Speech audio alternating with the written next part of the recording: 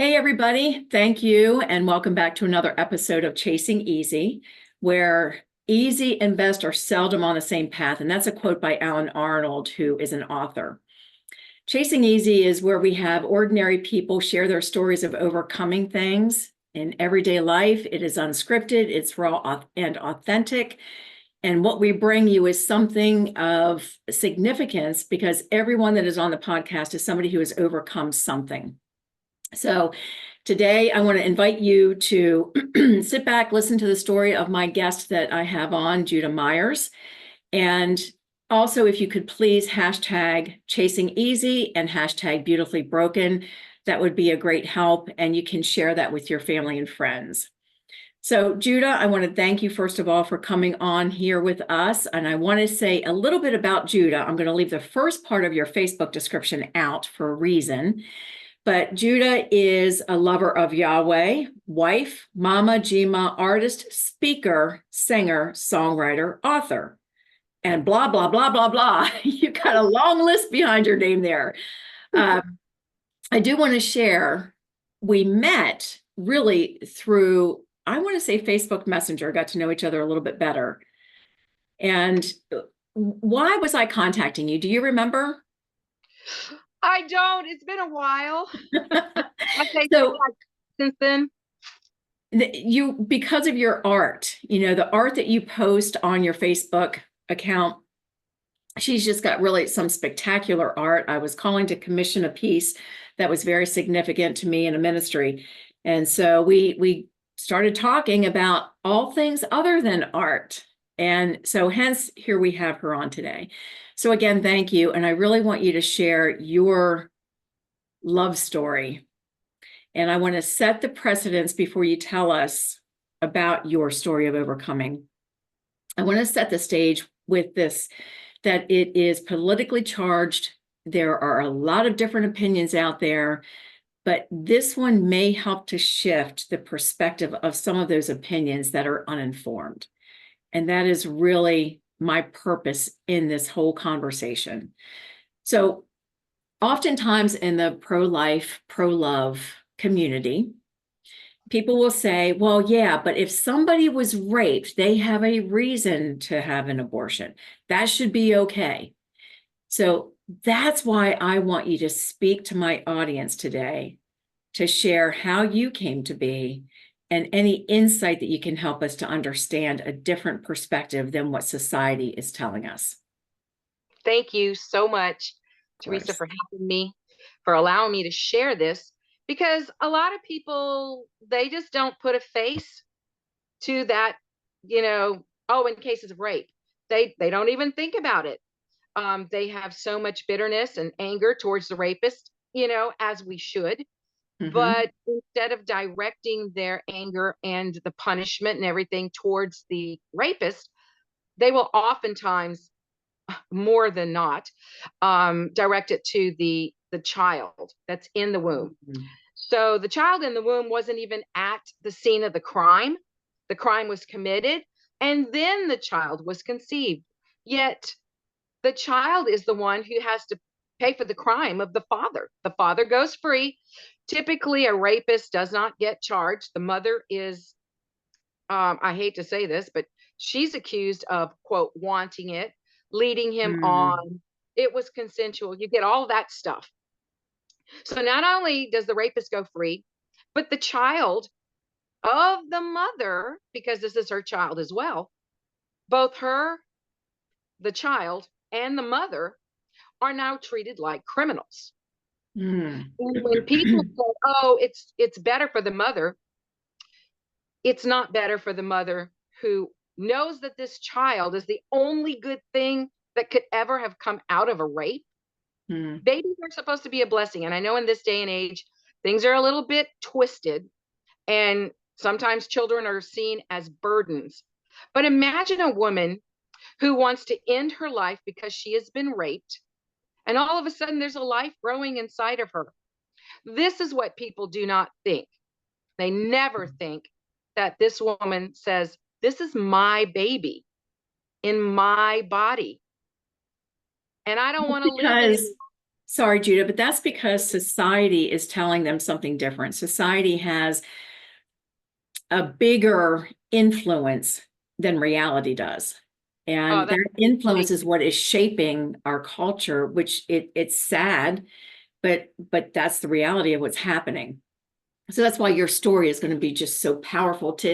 This isn't to persuade people. This isn't to convince, to connive, to manipulate, to coerce. This is to inform, to equip, so that you can gain an understanding of something that you're only giving time to one side of the equation. Listen to both sides. So sorry, I had to put that out there because society is really what's influencing people's opinions of things. So tell us, do you know of anyone, because you just touched on it, do you know of anyone who had a child conceived in rape, and that child actually ended up saving them because they were going to commit suicide, or they were going to, like you said, end their lives, which is committing suicide. But when they found out that they were pregnant and carrying an innocent child, they decided otherwise. Do you know anybody like that? Believe it or not, I know a lots of people like that. And Hmm. in fact, I know more like that than I know who have aborted. Of the 500 people that I know that either were conceived in rape or the mother of a child conceived in rape, I know 17 who aborted. Out of the 17, 14 were suicidal, totally regretted it. But the others, they were within a 2 month period and still justifying it. Wasn't a baby, all this stuff. Right. But the 14 that had aborted were suicidal. Three of which had tried to commit suicide and failed. One woman was a Hmm. police officer. She had been raped Hmm. on duty. She had gone into a situation without a backup. Her colleagues had told her that she should have an abortion and just forget about it. She had an abortion, and what she told me was profound. She says, I'm a police officer and I know the difference between murder and rape. And she said, the rapist let me live, but I killed my child and I'll never forgive myself. She didn't commit suicide, but she did things to herself that ended up with her on a dying situation. So this So is not self-harm, somehow and that yet. self-harm can come in many shapes and sizes. And a lot of times we are suffering in silence. Yeah, she was. You don't She even know what's going on. quit her job. And this is not just an isolated situation. Oh, that's just one person. No, I've talked to several. And the ones who were talked into, keeping the or giving birth were so much better off physically, mentally, emotionally, spiritually, so much Sure. better off. They never regretted giving birth to the child. But the ones who had an abortion did regret it. Yeah. So I know very, very personally that a woman was ready to commit suicide. And when she found out that she was pregnant, she believed that God had placed the baby in her womb. Now, God doesn't isn't for abortion. I mean, isn't for rape or abortion, but he's the author of life. And Right. so he is the only one who can place a baby inside of a woman, not a rapist, because guess what? If rapists could make babies, don't you think that all the infertility clinics would be going after rapists? Hey, like your sperm is so magical, right? That's not it. We have a God Right. who creates all creation. So when this woman found out, her parents didn't want her to have that child. And she literally had to fight her parents and her doctor. Mhm. This was back in well, she was pregnant at 56, gave birth in 57. So in 1956, abortion wasn't legal, but the doctor tells her, don't worry about it. I'll take care of it. And so this It. woman said, it, yeah. This Mhm. woman said, you will not take care of it. It is my baby. And so Mhm. she fought her parents, she fought the doctors, she fought everybody. And so she ended up placing the child for adoption because she didn't want her parents anywhere near the child and she wanted the child to live. So she placed the child for adoption. And when the child was 48 years old, she ended up finding that mother. And that mother had been praying for Mhm. 48 years that one day God would bring her daughter back. What had happened was the agency didn't want to give any information, but somebody snuck that baby into Mm. her room. They weren't supposed to. So the mom had not only that bond with the baby right away, but at 3 months when the baby was adopted, the same woman took a picture of the baby and sent it to the lady. And so she held that picture for 48 years. And when she met her daughter, she had that picture in her hand. That's This is amazing.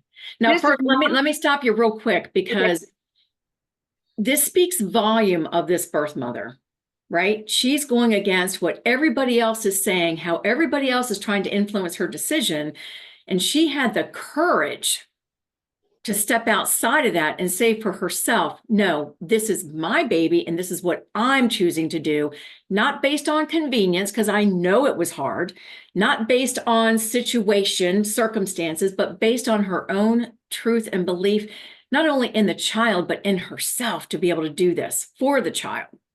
That's just Right. beautiful. Courage. It took courage. It took strength. It took Yeah, belief. she was in labor for 36 hours Oh and my she God. finally delivered that baby on February 14th of 1957. February 14th. And this is interesting because your podcast is going to drop. It drops the first Thursday of every month. So yours is dropping next month in February and just in time for February 14th. What Right. do you know this person that you're describing? I know her better than I know anyone else on this planet.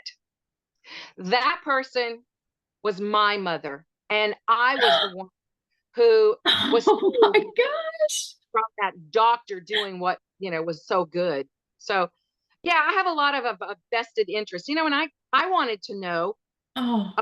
the circumstances of my conception when I met her. She Mm-hmm. said that 8 men had raped her on a street corner in St. Louis. Oh Oh, my gosh. I lost it. I was on my knees. She was in a wheelchair. I lost it. I put my head in her lap and it Oh. still bothers me. I put my head in her lap and she patted my head and she says, "Honey, stop your crying. I've forgiven those men. And look what God has done. He's brought you back to me. God is faithful." Wow. So, That is moving, Judah. Let me gather myself here for a second. and I've told this story ever since 2005 when I met her. And here we are in 2024. And, Mhm. you And know, you're it's, still telling it. you know, it's still hard to hold back the tears. Yeah. What a hero she was. Um, she has no idea all of the blessings. See, we can count the seeds in an apple, but you can't count the apples in a seed. And from one life, I have two sons, and Mm. each of those sons, one of them has 4 children, and the other has 3 children.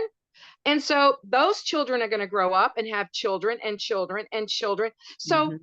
when you save one life, you have no idea how many Oh, lives are actually saved.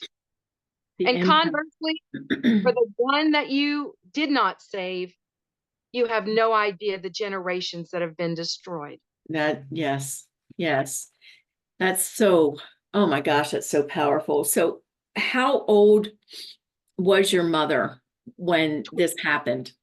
I'm She was sorry, 22. 22. 22. She was a nanny in St. Louis and she had gone to see a movie that night. And when she called the employers, they said they were drunk and couldn't come and pick her up. So she ended up having to walk.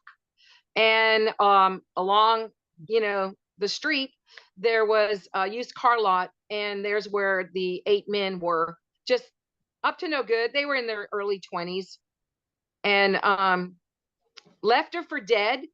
And she stayed there for a long time, not even knowing if they were going to come back and, quote, finish the job. And so she finally went home. She packed up everything, told them she was leaving. She went back to Jackson, Mississippi, where her parents lived. And 3 months later, she learned she was pregnant. Unbelievable. And you are you are living proof that there was a purpose destined for you before you were even planted in your mother's womb. And you know what's so funny to me is that my grandmother was an artist, and yet she Mm, was very determined to end my life. She never got to meet me. She died before I got to meet my mom. But in learning about her, when she was younger, I kind of looked like her. I have the artistic abilities like she did, but yet she was ready to destroy her grandchild to never know that I was yeah. like her. Um, Well, we do people, it, we do those things and make those decisions out of selfish motives. That's why I asked how old your mom was, because at 22, she's probably thinking she's got her whole life ahead of her. And what am I going to do with a child? I mean, I can't imagine what she was thinking when she found out that she was pregnant. I guess I can't imagine, because I've sat in a counseling room with other women who have done that. I was one of those women. And wow, but she ended up choosing life against all odds. And so that's really the message of this podcast is you don't know what good will come from a decision that you make today based on something that you have no idea about. So that's why equipping you, the audience, with a different perspective on, oh, well, if they're raped, it's okay. Well, Judah is living proof that there is a purpose for every child that is planted in the womb. And in the very beginning of this podcast, I said, only the Lord opens and closes the womb. Like you right. said yourself, the rapist isn't the one that decided to plant the seed. That was the Lord. So when he does it, it's on purpose for a purpose. And I know that sounds cliche, but It's oh true. my goodness, it is the absolute truth. And so the work that you're doing and the work that you have been doing, the reconciliation with your mom, that is, if that doesn't warm people's hearts and if it doesn't cause some of them for their eyes to leak, it is just, you better check your pulse. And I ask people, how would you like for somebody to come and grab you and execute you because your father did something that you had no clue about? Mm-hmm. And basically, I'm the same human that was in the womb. Everybody's the same human outside or inside the womb. And who wants to be convicted of a crime you weren't even on the planet to do and executed while the rapist goes free? Yeah, and I think that's the part that I really, I guess it resonated with me, is the fact that the rapist is going free, but the mom and the child are paying the consequences of it. And so the mom does, if she decides to kill the baby, she's just creating more harm for herself and imprisoning herself to something that she really doesn't have any idea about. Women who have had an abortion or continue to have multiple abortions just really are ill-informed. They are ill-informed. They're going with society. They're thinking irrationally. I mean, there at one point there were as many women who wanted children that could not have them as there were abortions. There was an even number. It was years and years ago, but that's not by coincidence. So for women who just found out that they're pregnant right now, maybe you aren't equipped. Maybe you're not ready. I mean, I'll tell you, you're never ready for children, even if you want them. So let that be said. But you're never equipped. But knowing all of the information and knowing that there are three options, adoption is an option. Absolutely. And it is the most loving, sacrificial, selfless act that a mother can do for their child. Yes. And so there's one thing that I want to add in the back of my book. There are different forms to kind of help you through decisions. And my book is called Chasing Easy in a Life of Hard Choices. And there's a form in the back that has you list out on one side of a paper, list out what you want for your child. Take everything off, doesn't matter where you are in life, doesn't matter how old, none of that. What would you really want for your child? And then on the other side, list out what you can provide of what you ideally want for your child. Let that help you to decide that if you're going to choose life, that choosing adoption is a beautiful, beautiful reflection of love and of a mother's heart. Don't let anybody else tell you otherwise. You know, So go ahead. well, I was going to say, I've heard people say, I would rather abort than to place for adoption because I Yes, don't know what's going to happen to my child. I said, but the child is dead when you abort it. What worse situation could there be? And I know people who have been through horrible things, but in the end, they have their own life. And I've heard testimony after testimony of just success stories. Birth is not the end of the life cycle. It is the beginning. right, But abortion is the end of a life cycle. right. Yeah, There's no, there's that's well no, put. no changing. There's no nothing. It's over. But Yeah. at birth, you can place for adoption, even if they have a horrible, horrible childhood. They still have a life ahead of them that they can choose to do whatever they want. That's true. And here's something that I use to combat that comment. Well, I don't know what's going to happen to my child, so I'm just going to go ahead and end their life before they even know what life is, right? So my rationale behind choosing adoption is we have people that are parenting today who have no business parenting. True. They are in single income, single parent households. They are growing up in situations and circumstances that are just horrific, that most of us really aren't aware of because we don't want to be aware of it. What do you say to those people that chose life and are parenting? I don't know that there's a good response for somebody to say, well, I don't know what's going to happen to my child. People who choose to adopt have to go through 90 hours of home study. They have to go through curriculum.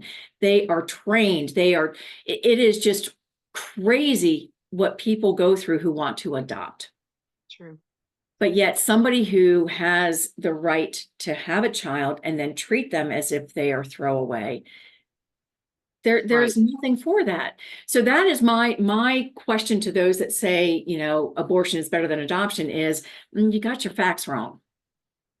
I get Again, I get a little harsher. Uh, You know, I'm I'll, sure. I ask them, I say, well, why don't you just go ahead and end your life?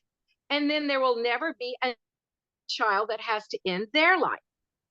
And then Mhm. since you're thinking that your child would have a terrible life regardless, and that's why you're ending that child's life, maybe you're going to have a bad life too. And so since you don't know the future, would it be smart for you to end your life? Oh, no, no, no, no, no.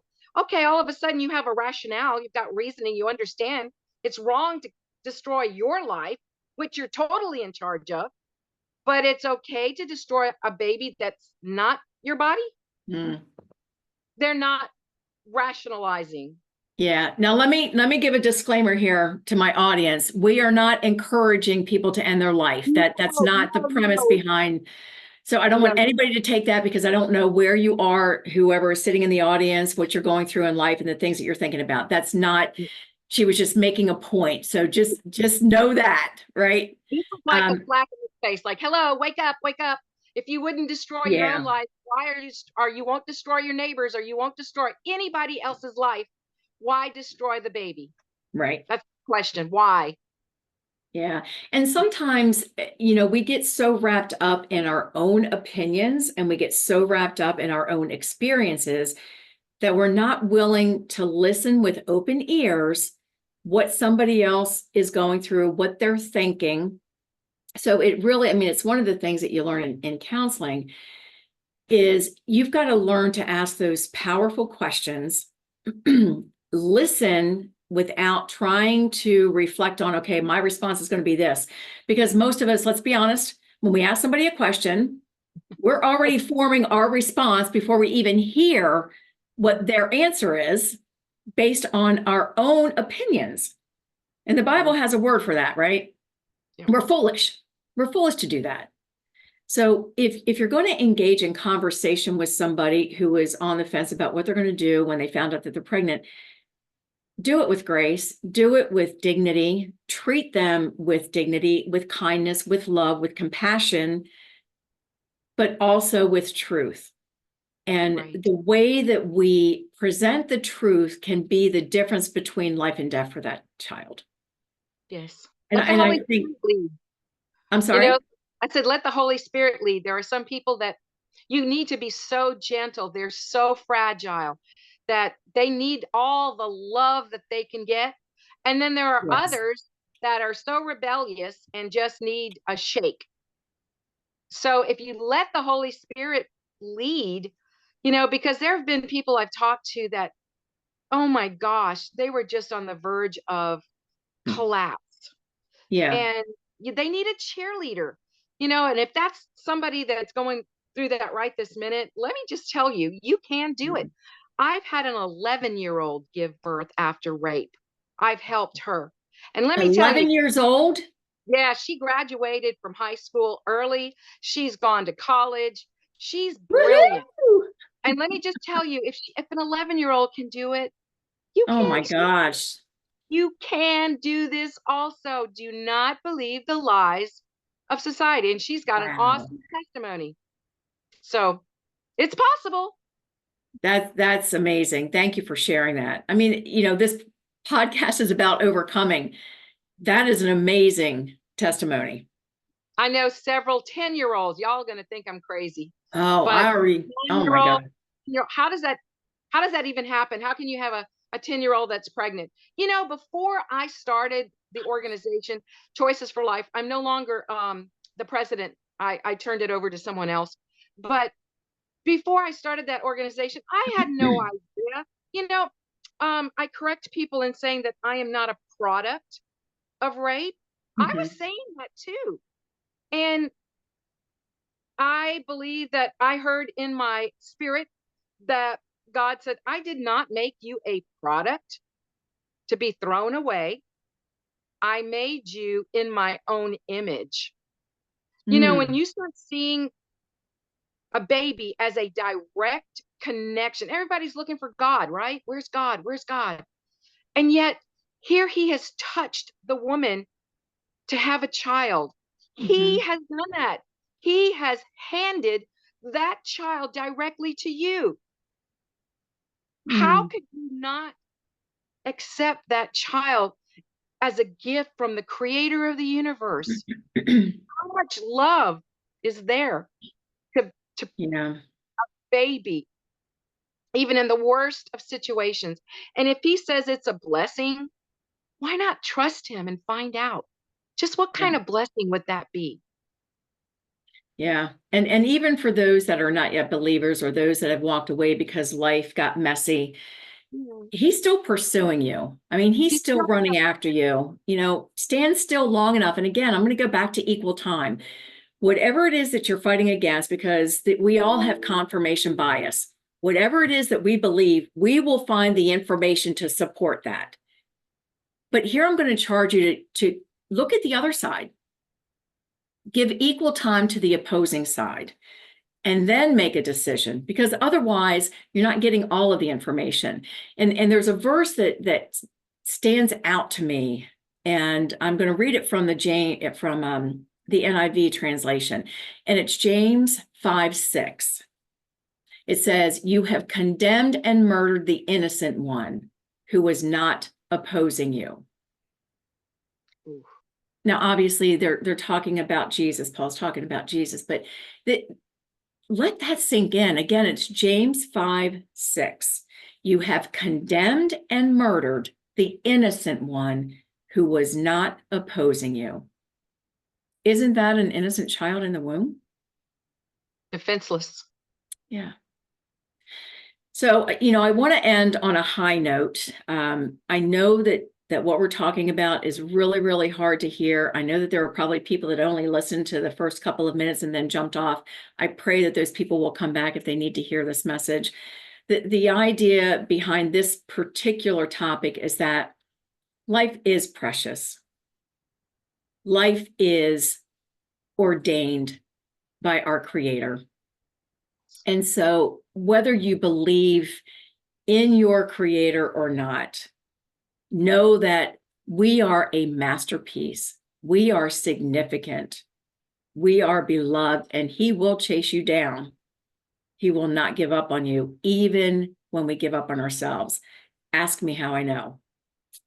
So, let the encouragement come from the fact that you are loved right where you're at. You don't have to be perfect. None of us are. But we have to be willing to change our perception of ourselves and a perspective that is not honoring. What would you add to that?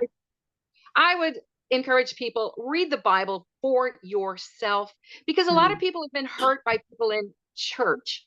So my challenge to everyone is pick that Bible up and read it for yourself. You're going to find out that a lot of things that are being taught, not true. The way people treat one another is not the way that He has instructed us to do. And in Psalm 119:98, it says, your commands make me wiser than my enemies. Wow. Who doesn't want that? His instructions are for our good. He has created us to be like Him. And so that is just my challenge. If you just need to set aside some time, just you and Him, I guarantee you He will come to you. Because if you're diligent to seek Him, He will be there. Seek and knock, right? Yeah. Beautiful. Yeah, just give Him a try. Trust Him. He asks for certain things, and when we do certain things, He rewards us. That's great. He's a rewarder of those who diligently seek Him. I am a recipient of that. Yes. Judah, I want to thank you so much for your vulnerability, which happens to be my word for this year of 2024. But I want to thank you for your vulnerability. I want to thank you for your wisdom. I want to thank you for your testimony. And I know that you're going to touch lives that we may never even know until we're joined with them in heaven. So, and if somebody wants to connect with me on Facebook, it's simply Judah Myers. And how are you spelling Myers? Myers, and Judah is Juda. Okay. Is there any other way to connect, or is that the best way is to do it through your Facebook? Facebook is probably the fastest and easiest because I check that regularly. Okay. And if you want help from the organization, it's choices, plural, the number 4, life.org. Kevin Fobbs is president. And that will offer what does Choices for Life is specifically an organization, nonprofit, that helps females pregnant after rape, or if you are in desperate need, you're raising the child conceived in rape, there will be a time when we can help, or they can help, because I'm no longer part of the organization. But okay. Yeah, you're still part of it because you birthed. See what I did there? You birthed it. Yes. And we helped almost 500 people. That's wonderful. Well, God bless you. Thank you again. I appreciate you taking the time to be here. And I know that you're just going to be a blessing and continue to be a blessing. You've been a blessing to me, and I thank you for that. To me, I really appreciate you and all that you're doing. Oh, thanks. All right. Well, God bless. We'll see you soon.